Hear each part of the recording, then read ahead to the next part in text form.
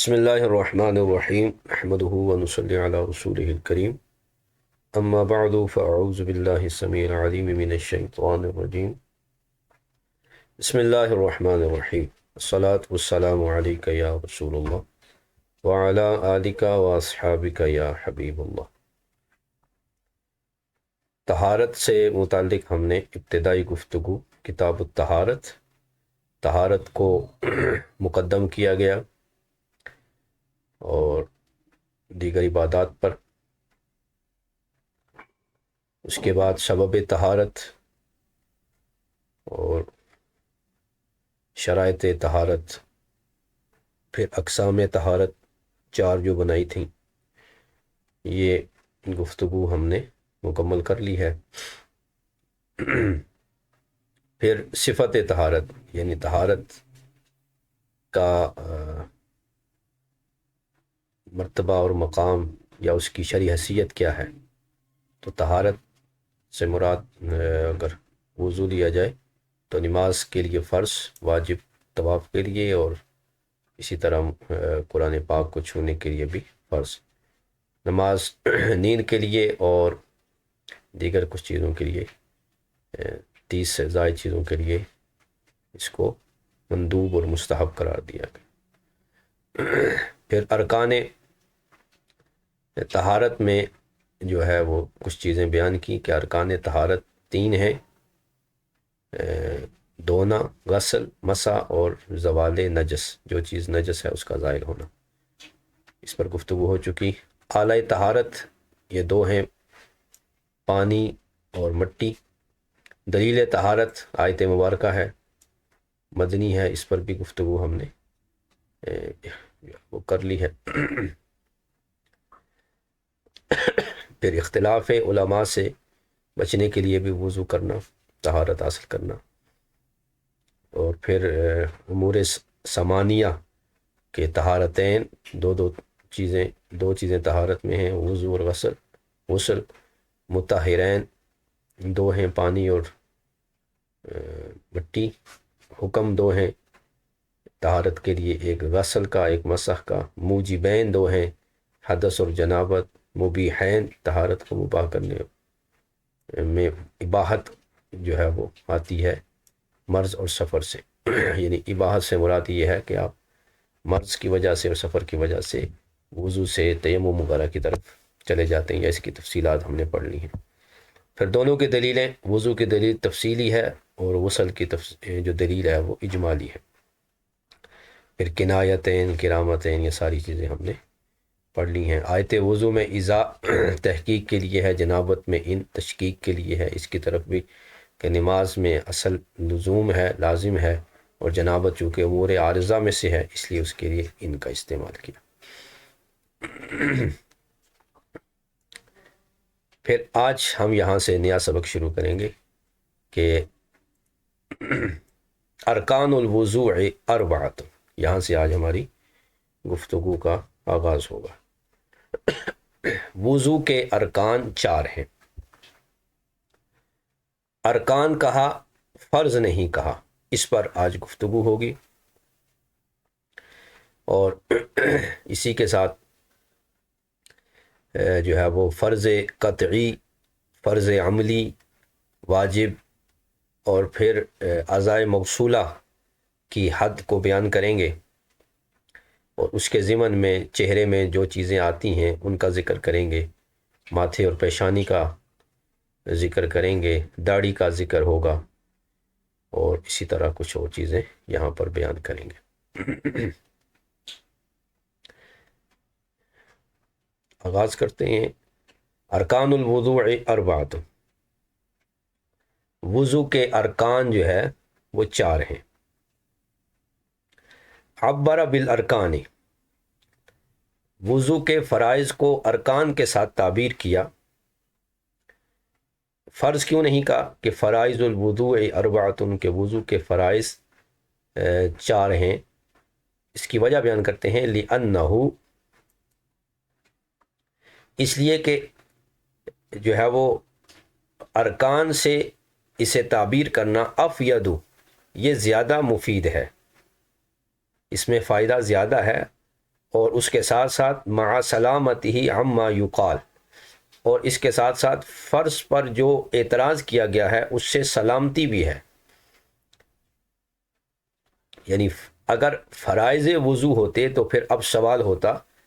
کہ فرائض تو دو طرح سے ہیں، ایک فرض قطعی ہے اور ایک فرض عملی ہے، تو آپ کی مراد فرض سے کیا ہے؟ تو اگر ارکان الوضوء اربعۃ کی جگہ فرائض الوضوء اربعۃ کہتے تو فرائض سے مراد یا تو قطعی فرض ہوتے، تو پھر مقدار مسح جو ہے ربع احناف کے نزدیک یہ سے ساقط ہو جاتی، اور اگر کہتے جی فرض سے مراد فرض عملی ہے تو پھر جو ہے جن اعضاء کا دھونا فرض قطعی ہے، چہرہ، ہاتھ اور پاؤں، تو یہ جو ہے وہ ساقط ہو جاتی، کیونکہ فرض عملی جو ہے وہ مجتہد کی عمل سے اور اس کے اجتہاد سے ثابت ہوتا ہے۔ اس لیے جو ہے وہ ان اعتراضات سے بچنے کے لیے وضو کے فرائض کو ارکان کے ساتھ تعبیر کیا۔ تو فرائض کہنے میں یہ اعتراضات ہو رہے تھے کہ فرض سے مراد یا تو فرض اعتقادی ہے یا پھر فرض عملی ہے، تو ان اعتراضات سے بچنے کے لیے ارکان سے تعبیر کیا اور فرمایا لِأَنَّهُ أَفْيَدُ مَعَ سَلَامَتِهِ عَمَّا يُقَالُ، ارکان کے ساتھ وضو کے فرائض کو بیان کرنا یہ زیادہ فائدہ مند ہے، اور باوجود اس کے کہ اس میں سلامتی ہے ان اعتراضات سے جو یہ اعتراض کیے گئے ہیں کہ ان اریدہ بالفرض القطعی یرد تقدیر الممسوح بالربع، کہ اگر فرض سے ارادہ فرض قطعی کا کیا جاتا، اگر فرائض وضو ہوتے تو پھر اس سے مراد یا فرض قطعی ہوتا، تو پھر یہ اعتراض وارد ہوتا مقدار مسح پر جو بالربع ہے، ٹھیک ہے،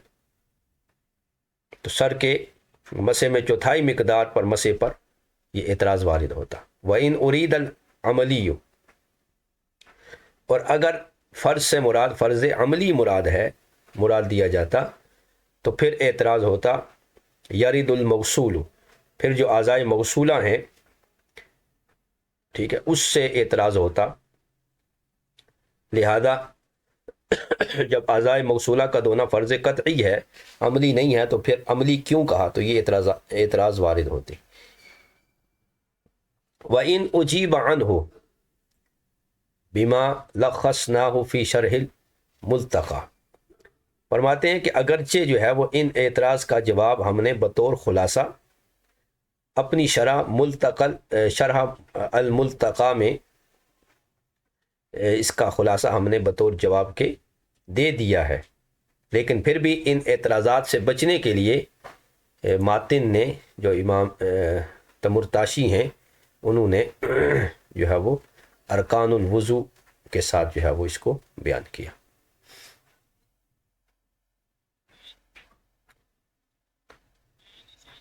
مائک بند کر دیں بھائی، کس کا آنا ہے؟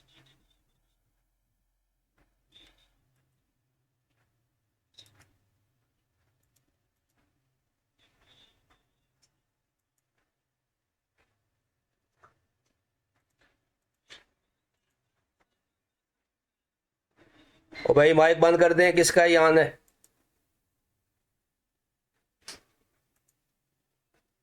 پاگلوں کی طرح لگے۔ اچھا، اب یہاں پر علامہ شامی نے مطلب شامی، یہ ایک پوری کتاب اس پر لکھی گئی ہیں، مطالب شامی پر۔ تو اب یہاں پر علامہ شامی نے فرق بیان کیا ہے بین عموم المجاز والجمع بین الحقیقت والمجاز۔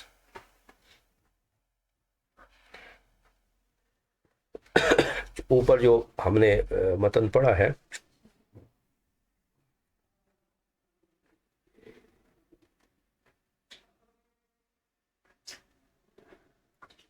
تو اس میں جو ہے وہ آپ نے یہاں پر عموم مجاز کو بیان کیا ہے۔ تو عموم مجاز اور جمع بین الحقیقت والمجاز. تو عموم مجاز کا مطلب یہ ہوتا ہے کہ لفظ کا ایک ایسا معنی لیا جائے جو حقیقت اور مجاز دونوں پر فٹ آ سکے. جیسے وہ مثال موجود ہے اصول الشاشی وغیرہ میں، کتب اصول میں، کہ کسی نے حلف اٹھایا کہ وہ فلاں کے گھر پاؤں نہیں رکھے گا. تو اب یہاں پر پاؤں رکھنا حقیقی معنی ہے اور سوار ہو کے جانا یا اس طرح مراد ہو. لیکن اب یہاں پر عموم مجاز جب ہم مراد لیں گے تو مطلقاً جانا مراد ہوگا.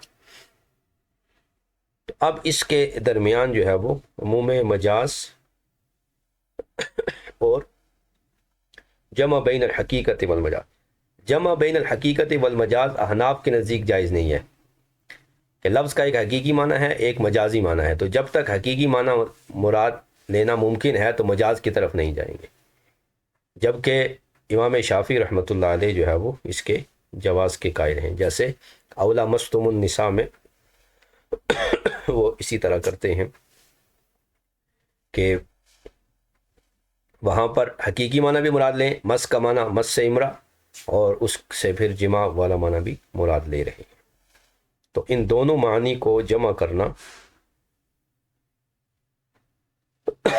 اس کو جو ہے وہ جمع بین الحقیقت والمجاز جو ہے وہ کہا جائے گا.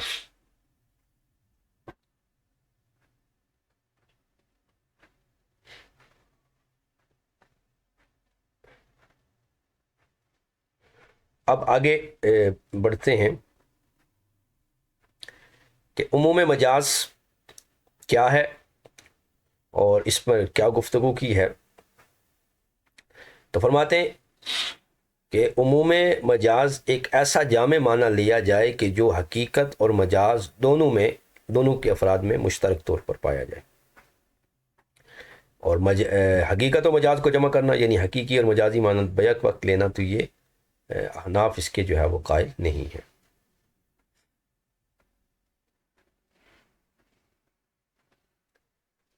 تو اب عبارت میں جو وضو کے اعضاء ہیں، مسح اور غسل کی مثال جو دی گئی ہے، تو اصل مسح قطعی ہے اور غسل جو ہے وہ یعنی مکمل دھونا یا کچھ حصے کا دھونا، اس میں اختلاف ہے. یعنی کہاں تک جو ہے وہ اس کو دھویا جائے گا. یہ جیسے مرفقین اور کعبین یہ شامل ہیں یا اس میں شامل نہیں ہے، امام ظفر وغیرہ کا اس میں اختلاف ہے. اب آگے فرماتے ہیں کہ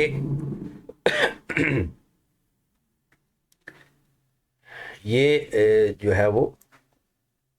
نہایا کے حوالے سے انہوں نے گفتگو کی کہ فرض کی دو قسمیں ہیں، ایک فرض قطعی ہے ایک فرض ظنی ہے. اور جو ظنی ہے وہو الفرض علی زعم المجتہد، وہ مجتہد کے گمان میں یعنی مجتہد کے اجتہاد سے وہ فرض ہوتا ہے، اسی لیے اس کو فرض ظنی یا فرض عملی کہتے ہیں. جیسے فسد وغیرہ حجامہ کرانے سے طہارت کا واجب ہونا، یہ بعض مجتہدین کے نزدیک فرض ہے، تو یہ اس سے مراد فرض ظنی ہوگا. فإنہم یقولون یفترض، تو یہ اس کو فرض قرار دیتے ہیں اور اس کی جو ہے وہ اس سے مراد ان کا فرض اعتقادی نہیں بلکہ فرض ظنی ہوگا.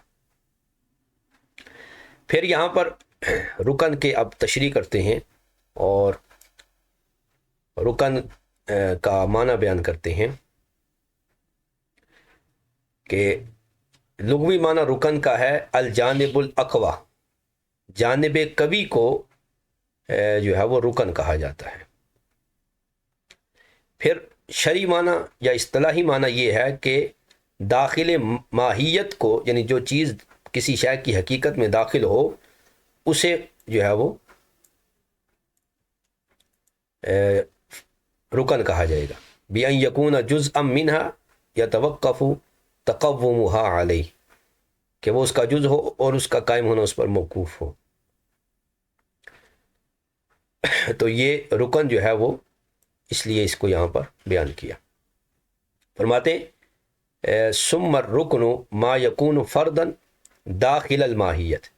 پھر رکن سے مراد وہ فرض ہے جو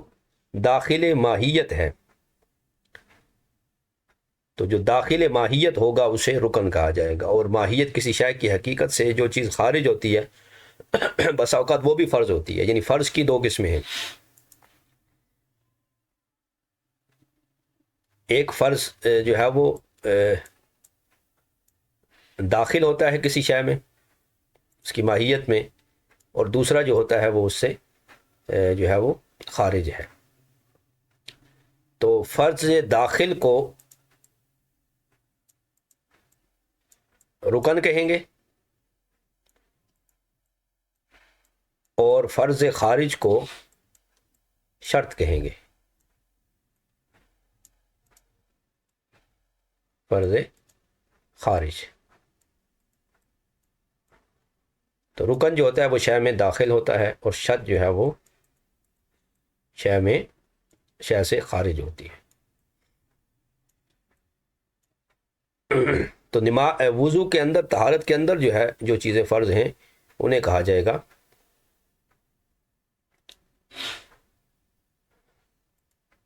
طہارت، انہیں جو ہے وہ ارکان وضو کہا جائے گا۔ ثم الرکن ما یکون فردن، پھر دیکھیں گے کہ جو شے کے اندر ہے اور فرض ہے، ثم الرکن، پھر رکن جو ہوگا وہ یکون فردن داخل الماہیت، کہ وہ فرض ہے جو ماہیت کے اندر داخل ہے، اور شرط کیا ہے؟ اما شرط فما یکون خارجہا، فما یکون خارجہا، شرط وہ ہوگی جو اس سے خارج ہوگی۔ اب کہہ رہے ہیں فالفرد اعم منہما، لہذا فرض جو ہے ان دونوں سے عام ہوا، وہوا ما قطع بلزومہ، ایک فرض وہ ہے کہ جس کا جو فرض قطعی ہے، جس کا لازم ہونا یقینی ہے، قطعی ہے، یہاں تک کہ حتی یکفر جاحدہ، جس کے منکر کی تکفیر کی جائے گی۔ اس کی مثال جیسے کا اصل مسح الراس، جیسے وضو میں مسح راس کا انکار کرنا کہ وضو میں مسح نہیں ہے، جو وضو میں مسح راس کا انکار کرے گا اس کی تکفیر کی جائے گی، چونکہ مطلق مسح جو ہے یہ فرض ہے، اس کو جو ہے وہ نص قطعی نے، قطعی الثبوت اور قطعی الدلالت نے بیان کیا ہے۔ وقد یطلق علی العملی، اب فرض چونکہ عام ہے تو اس کا اطلاق کبھی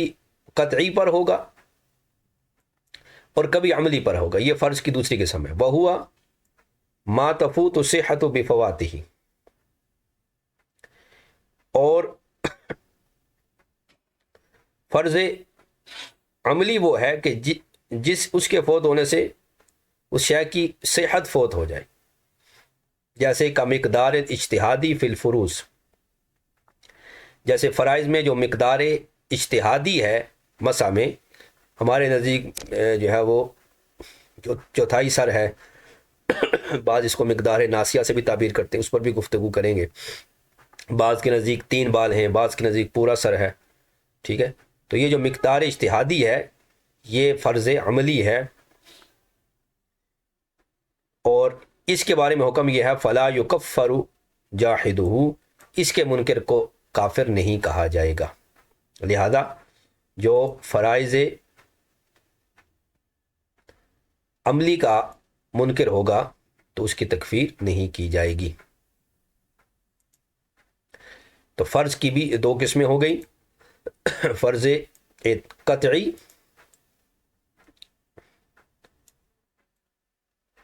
اور فرض عملی۔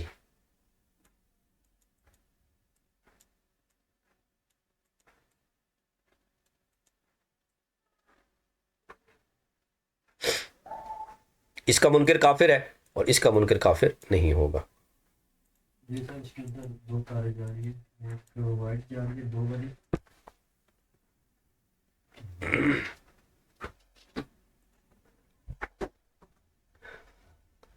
تو یہ یہاں تک اس کی جو ہے وہ چیز کو بیان کیا کہ فرض جو ہے وہ ان دونوں سے عام ہے، وہ یا تو قطعی ہوگا یہاں تک کہ اس کے منکر کی تکفیر کی جائے گی، اور جیسے اصل مسح، اور کبھی عملی ہوگا کہ جس کے فوت ہونے سے اس شے کا فوت ہونا جو ہے وہ پایا جائے گا۔ اگر وہ عملی فرض نہ پایا جائے تو وہ شے نہیں پائی جائے گی، جیسے ہمارے نزدیک مقدار ناسیہ یا چوتھائی حصہ سر کا مسح نہ ہو تو فرض ادا نہیں ہوا اور وضو نہیں پایا جائے گا۔ اب یہاں پر دو مطالب انہوں نے بیان کیے ہیں، ایک یہ ہے کہ قد یطلق الفرض علی ما لیس برکن ولا بشرط، کہ فرض کی ایک اور قسم بھی ہے، ایک تو یہ ہے کہ فرض رکن کو بھی کہتے ہیں اور فرض شرط کو بھی کہتے ہیں۔ ایک فرماتے ہیں کہ کبھی کبھی فرض جو ہوتا ہے وہ نہ رکن ہوتا ہے نہ شرط ہوتا ہے، اس کو یہاں پر بیان کریں گے کہ فرض جو ہے وہ ان دونوں سے اہم ہے، کہ قد یطلق علی ما لیس واحد منہما، کہ کبھی کبھار جو فرض ہوتا ہے نہ رکن ہوتا ہے نہ شرط ہوتا ہے، جیسے کترتیب ما شرع غیر مقرر فی رکعت، کترتیب بالقراءۃ علی القیام والرکوع علی القراءۃ والسجود علی الرکوع والقعدۃ فی السجود، کہ جیسے نماز کی جو ترتیب ہے کہ قیام میں قرات ہے، پھر پہلے قیام ہے، پھر قرات ہے، پھر رکوع میں رکوع جو ہے وہ قیام رکوع قرات پر، اور سجدہ رکوع مر ہے، اور یعنی یہ اس ترتیب سے چلے آ رہے ہیں، تو یہ ساری مقدار ترتیب جو ہے یہ فرض ہے، لیکن نہ یہ رکن ہے اور نہ یہ شرط ہے۔ اس کا مطلب یہ ہے کہ فرض جو ہے وہ عام ہے، لہذا اس کا اطلاق کبھی رکن پر ہوتا ہے اور کبھی رکن و شرط پر نہیں ہوتا، اس لیے بھی ارکان الوضو کہا، فرائض الوضو نہ کہا۔ اب یہاں پر وہ فرض جو قطعی ہے، وَيُسَمَّى فَرْضًا عِلْمًا وَعَمَلًا لِلُّزُومِ اعتقادِهِ وَالْعَمَلِ بِهِ، یعنی یہ فرض علمی اور عملی ہے،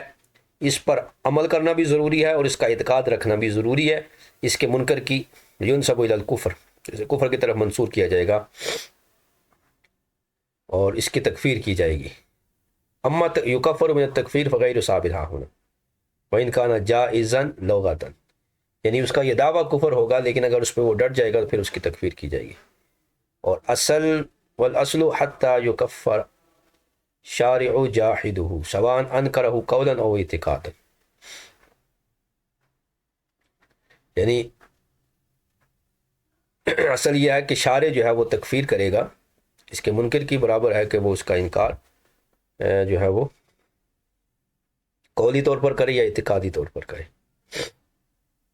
اور آگے دوسرا مطلب جو ہے وہ فرض قطعی کے بارے میں اور فرض ظنی کے بارے میں ہے، کہ فرض کی دو قسمیں ہیں، قطعی اور ظنی، اور ظنی جو ہوتا ہے یہ عمل میں قطعی کی طرح ہوتا ہے کہ اس کے ضائع ہونے سے وہ عمل بھی ضائع ہو جائے گا، والمقدار فی مس الراس من کبیر الثانی، اور جب مطلق بولا جائے گا فرض تو اس سے مراد اس کا فرض کامل مراد لیا جائے گا۔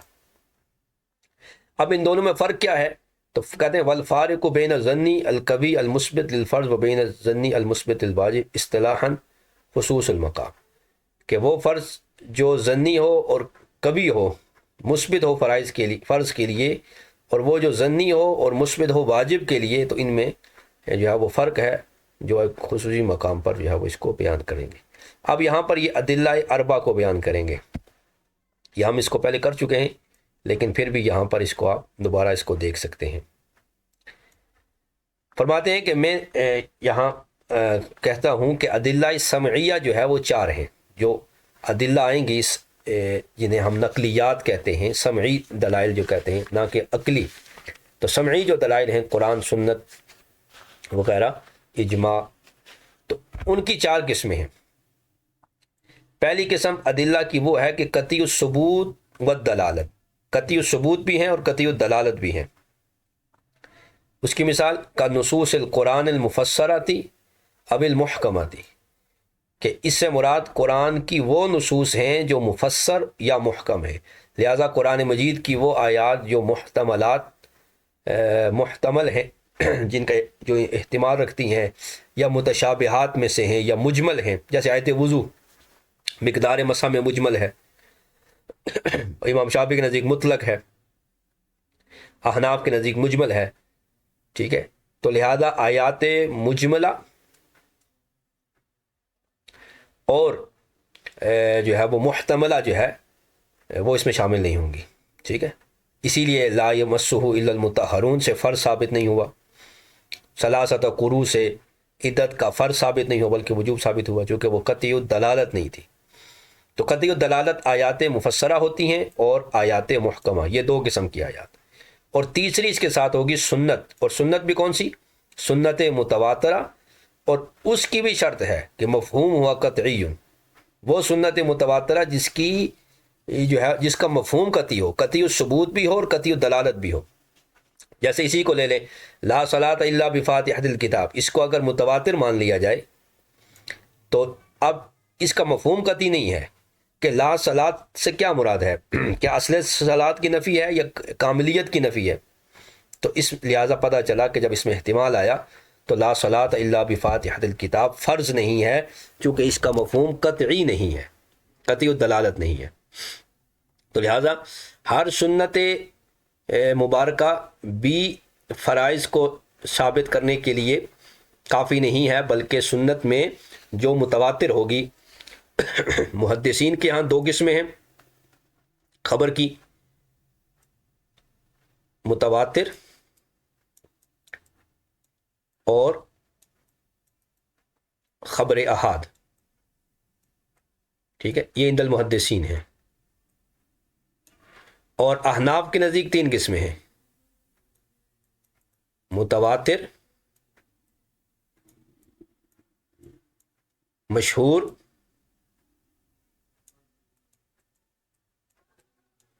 اور احاد۔ لہذا یہ جو آخری قسم ہے محدثین کے نزدیک دوسری قسم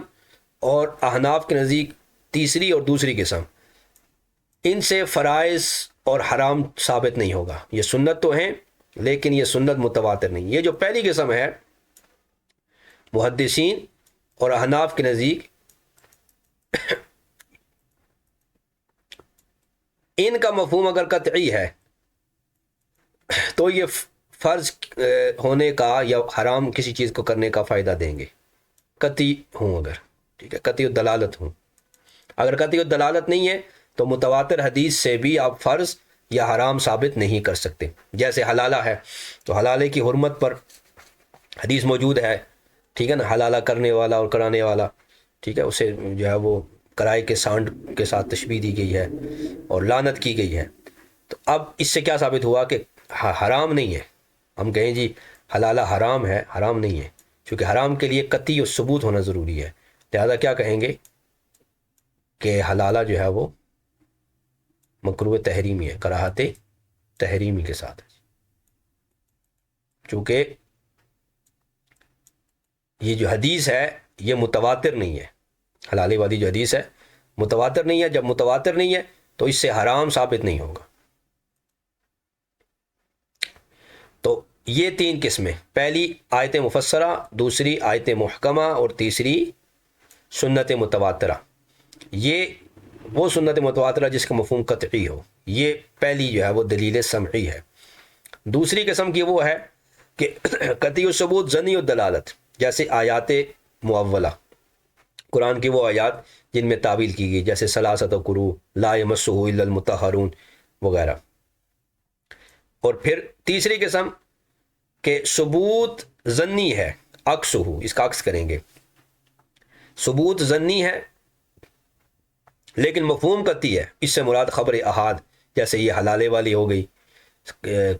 فاتحہ والی ہو گئی، ٹھیک ہے، لا صلاۃ الا بفاتحۃ الکتاب، اور نکاح والی ہو گئی کہ وہ نکاح جس میں ولی شامل نہ ہو، فنکاح ہوا باطل باطل باطل، یہ جو روایتیں ہیں یہ ساری کیا ہیں؟ ظنی الثبوت ہیں، ظنی الثبوت لیکن قطعی الدلالت ہیں، تو جب ظنی الثبوت ہیں تو ان سے حرام ثابت نہیں ہوگا، ٹھیک ہے، تو ان سے کیا ثابت ہوگا؟ مکروہ،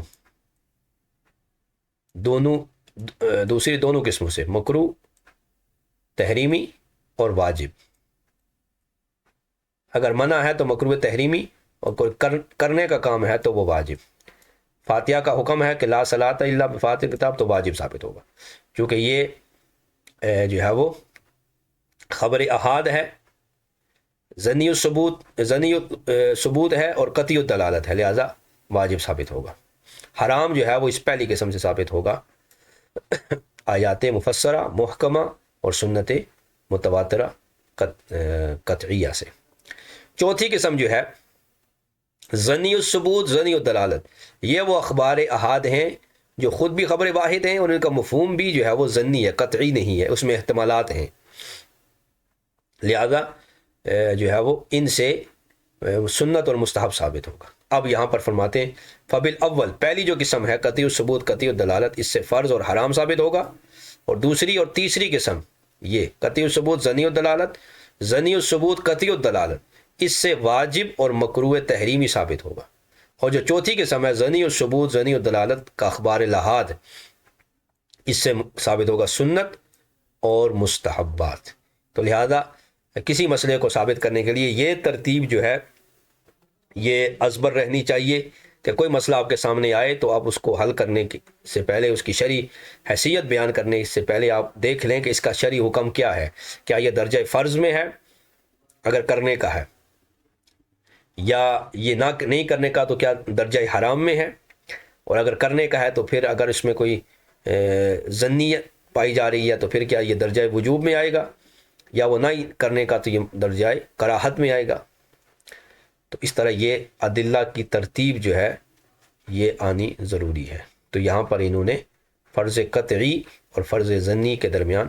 فرق بیان کر کے ادلہ اربع سمعیہ کو یہاں پر بیان کر دیا۔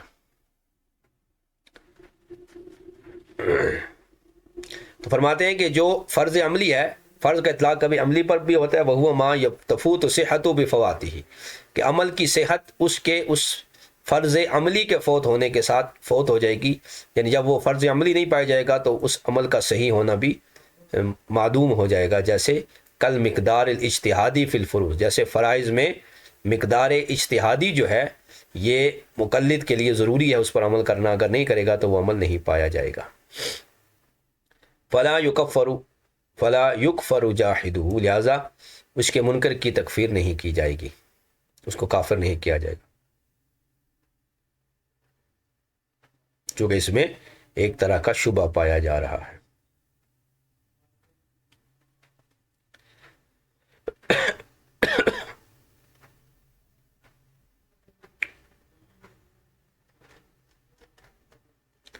اب آگے یہاں سے شروع کرتے ہیں غسل الوجہ اور چہرے کا دھونا، اور اس کو پھر انشاءاللہ ہم اگلی کلاس میں، کل کی کلاس میں ہم شروع کریں گے، کہ یہ ہماری گفتگو ہوگی ارکان وضو پر، کہ ارکان سے تعبیر کیا، اور پھر فرض یا فرض کیوں نہیں کہا، چونکہ فرض کا اطلاق دونوں پر ہوتا ہے، عملی پر بھی اور قطعی پر بھی، اس لیے اس پر اعتراضات تھے، اس لیے اس کو ارکان سے تعبیر کی۔ پھر رکن کی تعریف کی، داخل ماہیت کو رکن کہتے ہیں اور خارج ماہیت کو شرط کہتے ہیں، اور فرض جو ہے وہ ان سے عام ہے، یعنی کبھی کبھی فرض نہ رکن ہوتا ہے نہ شرط ہوتا ہے، اور پھر جو اگر فرض قطعی ہے تو اس کے منکر کی تکفیر کی جائے گی، جیسے اصل مسح، اور کبھی فرض کا اطلاق عملی پر ہوتا ہے جس کا فائدہ یہ ہے کہ اس کے ضائع ہونے سے وہ عمل بھی ضائع ہو جائے گا، جیسے فروض میں مقدار اجتہادی جو ہے اس پر عمل کرنا ضروری ہے، جیسے حنفی کے لیے جو طریقہ غسل کا امام اعظم نے بیان کیا ہے، مزمزہ اور استنشاق کے ساتھ غسل کرے گا تو غسل ہوگا، نہیں کرے گا تو اس کا غسل نہیں ہوگا، لیکن منکر کی تکفیر نہیں کی جائے گی۔ جو لوگ کہیں جی نہیں غسل میں مزمزہ یعنی منہ میں پانی ڈالنا، کلی کرنا، ناک میں پانی چڑھانا یہ فرض نہیں ہے، تو تکفیر نہیں کی جائے گی۔ اس سے آگے جو ہے انشاءاللہ ہم اگلی کلاس میں پڑھیں گے۔ اب کسی نے کوئی سوال کرنا ہو تو کر سکتے ہیں۔